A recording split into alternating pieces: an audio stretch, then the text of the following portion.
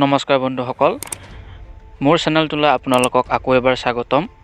আজি আমি কথা পাতিম office of the director general Assam ৰাইফলছৰ ফালৰ পৰা যিকেইটা পদ ওলাইছে তাৰ বিষয়ে।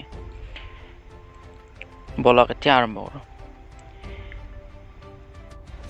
হয় বন্ধুসকল, আপোনালোকে দেখি থকা এইখন অফিচিয়েল এডভাৰটাইজমেণ্ট আৰু এই এডভাৰটাইজখনৰ মতে আপোনালোকে 1 মাৰ্চ 2021 যোগ্য প্ৰাৰ্থীসকলে এপ্লাই কৰিব পাৰে।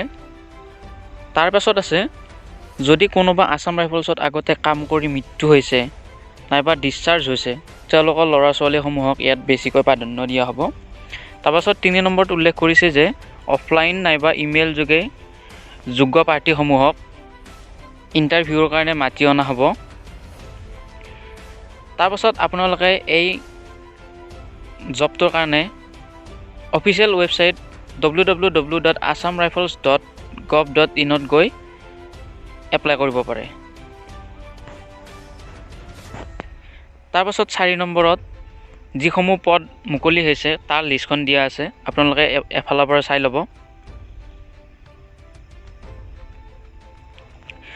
টোটেল পদ 134টা আৰু এই পদসমূহৰ কাৰণে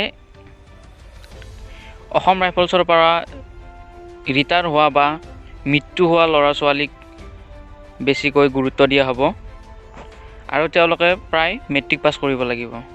তাৰপিছত 7 নম্বৰত উল্লেখ কৰিছে যে কাট অফৰ কাৰণে এজ লিমিট 1 জানুৱাৰী 2021 লৈকে 18 বছৰ হোৱা হ'ব লাগিব। তাৰপিছত 8 নম্বৰত উল্লেখ কৰিছে যে আপোনালোকে পোষ্টেলৰ যোগেদিও ইয়াত এপ্লাই কৰিব পাৰে। তাৰপিছত 9 নম্বৰত উল্লেখ কৰিছে যে আপোনালোকক কেনেকৈ দৰমহাসমূহ দিয়া হ'ব। ইয়াত দৰমহাসমূহ আছাম ৰাইফলছৰ পাৰ্চনেল নিয়ম অনুসৰি দিয়া হ'ব। মই পুনৰ আৰু এটা ভিডিঅ' বনাই আপোনালোকক কেনেকৈ এপ্লাই কৰিব লাগে তাৰ বিষয়ে জনাম।